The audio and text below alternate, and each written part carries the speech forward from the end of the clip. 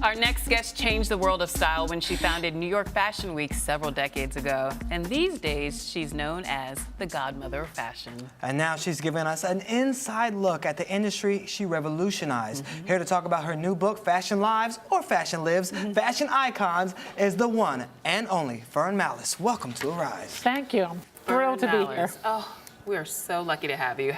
Thank you, Lola. So tell us your Tyson Beckford story. I want to hear this. Well, I was watching that, and what a great piece. But Tyson was at my book party 2 weeks ago when it was launched, because he's an old pal, but he had his clothes on. Yeah, oh, he did. I missed him, but you know, I was there, and my goodness, that was the party of the year. Wasn't that fun? Third floor of Saks shut down. Michael Kors, Calvin Klein. I mean, the list goes on and on. Tommy Hilfiger, John Varvatos, Diane von Furstenberg, and 16 windows.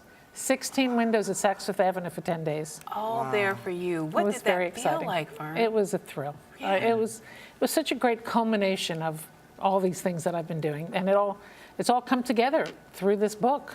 Well, tell us why you decided to write the book. Well, it was a no-brainer in some respects. The book came out of the series I've been doing at the 92nd Street Y called Fashion Icons with Fern Mallis. The toughest ticket in town, but so worth it if you can score one. Absolutely. Yeah. The next one coming up is Victoria Beckham in 2 weeks. Ooh. Hosh and Fern together? I'm there. We got to save you a seat. Okay. But I was doing these interviews after I left IMG and Fashion Week after 18 years of running that circus. And it was trying to figure out what I'm going to do next. And this opportunity came to me over a cup of coffee. I called it the coffee phase of my life, meeting with everybody, trying to figure out what I wanted to do next. And I was asked if I would host a series with fashion designers. Do you think you could get a few good people to come up here and talk? And I said, we'll try. And that's the list. The names, 19 of the names. There have been more since then. But we started that series, and then people were reading about the interviews on some online from all the fashion bloggers who came, and Women's Wear Daily who'd report about it. Yeah. And I'd see people everywhere saying, "Oh, I read about your interview with Calvin Klein. I said, what did you read?" And they said, "I saw it in such and such." And I said, "But you read 5 minutes of it." I've sitting with them for 90 minutes. Wow. Like, this a really bigger interview. So it seemed like, let's put it together in a book. And Rizzoli, who's such a great publisher, came to some of the interviews, and they saw the merit in them. And Sam Shahid designed the book, and it's in there. But what we did in the book is add pictures. You know, I said, I want your shoebox under the bed.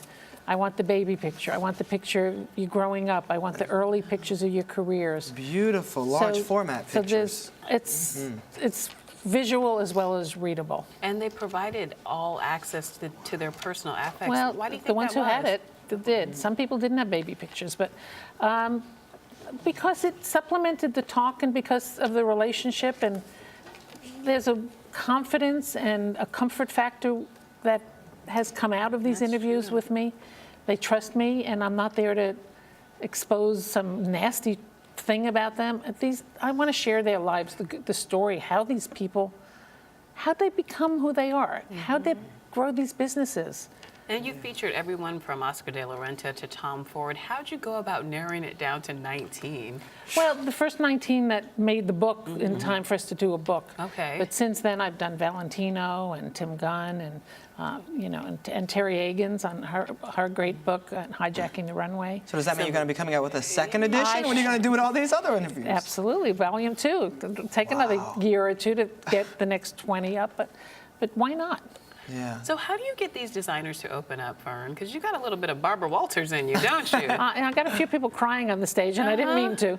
But I think it's because they trust me, and there's a friendship there. We've worked together. I've known them.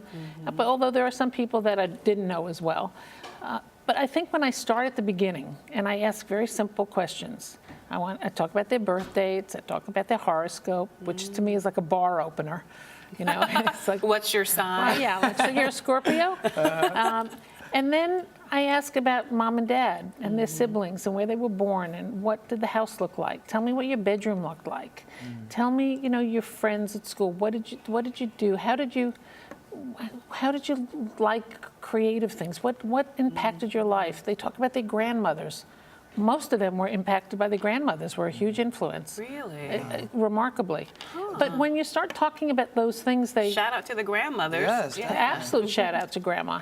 But they then seem that they're in a comfort zone talking about these very personal parts of their life, and then they start to share stories. But I do a lot of homework, so I have all my information. So I follow my chronology, but I let them tell their stories. Well, and speaking of the stories, what are some of your favorite stories? I know it's hard to choose, but what are some of your favorite stories from the book? Well, I mean, Oscar de la Renta, I mean, it was probably the last big interview he gave before he passed away. And he told incredible stories about growing up in the Dominican Republic. And I remember him talking about the garden in the back of the house. And when he was very young, his mother gave them all a little piece of the garden to do something with, and he wanted to grow vegetables so he could sell them. So he was an entrepreneur at the beginning. Right. But then he wanted to do fragrance, and he loved the flowers. So he would go early in the morning and get the dewdrops off the flowers and put it in a bottle, and he thought that's how you make fragrance, which he realized it isn't years later. And so when he actually did his first fragrance, the bottle has a dewdrop on it as a memory of that first experience, which is lovely. Now, take us back. The story you must hear, Shannon. I've heard this story, but how Fashion Week came to be. Michael Kors. And a ceiling. Okay, go, Fern. Well, I had just been named the new director of the CFDA, the Council of Fashion Designers of America, and it was Market Week, which meant 50 shows, 50 locations. Nobody talked to each other. Michael's show was in a loft space in Chelsea, concrete, raw space. Designers love that. But you know how loud the music is at a show, and if something's not nailed down, it's going to move. Well, the music went on and the ceiling moved. And plaster from the ceiling started crumbling on the runway onto Linda, Naomi, Cindy, Claudia, the one-name supermodels of the day. Wow. They kept walking.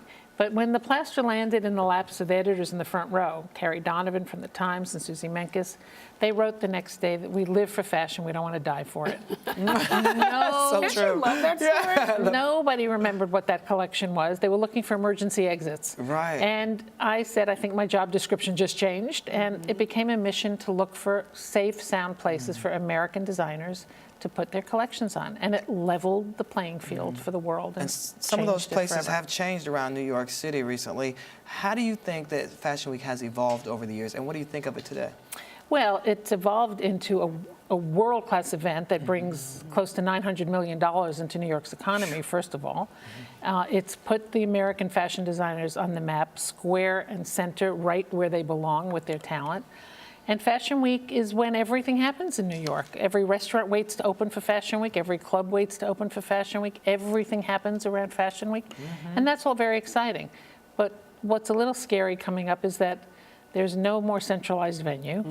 That's over. And IMG and CFDA and everybody who's doing the shows they're going to be in 400 locations again. So it's kind of back to where it was when I organized it. Does that sadden you? Yeah, it does in a way. It does. Because it's hard. It's impossible to see it and to get around New York. I mean, the traffic is a nightmare. And the locations are uptown, downtown. Nothing's near each other. It's all over the place. But it's also a testament to how popular you've helped make it become. It'll probably be on my tombstone, and that's okay. That's okay. Here lies Fern. She created Fashion Week. Whatever that was. Whatever that was. It'll probably be Fashion Year by the time that happens. We have to talk to you about Kanye West. I mean, speaking about an inspiring... Uh-oh. Was that shade? Fern throwing shade. What is it with his kid? Well, I don't know, and that's why I extended an invitation to him. I mean, the story is that I was at Jeremy Scott's show during Fashion Week, and a New York Post reporter at the end of the show said, "What did you think of the show?" And I commented on it.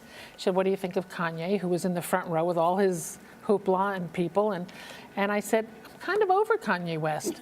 I didn't think it was a terrible thing to say.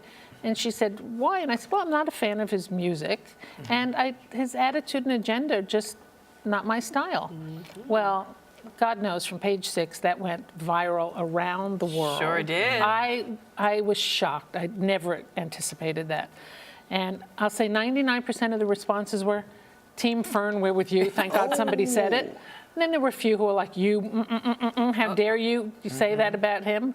And I was like, okay, you know. But in the middle of the night, he tweeted back, he did a whole long Twitter feed to me about why he wants to be a designer and how he can't go to Central St. Martin's and because he's too famous, and that, you know, let's meet at the Spotted Pig next time I'm in New York for a drink. And so I said, oh, okay. The Post reporter wrote they don't take reservations, and a dialogue in cyberspace has been ensuing. Okay. So when are you guys gonna meet up? Yeah. Well, I extended an invitation to him. I said to his team, why doesn't he come to the Y and sit down with me and Great that would be a idea. fashion icon and share your story with the industry. So will he ever make it into one of the volumes of your books? If he comes to the Y. All right. So we tried to work out a date. It hasn't worked out yet. Okay, well, and if you there's do- an open invitation to him. And Victoria Beckham is when again? Because June 3rd. June 3rd. June 3rd. Right, Fern Mallis. I'm going to be there. We'll be there. Yes, thank you so definitely. much Oh, for being thank you, here. Will. It's always a pleasure to see you at Fashion Week all through the years. All right, and make sure you get the book. It's available now. You don't want to miss any of these stories. Thank you Saks so and much. Amazon and everywhere. Everywhere. All right, we'll be Everywhere. right back with more Rise Entertainment 360.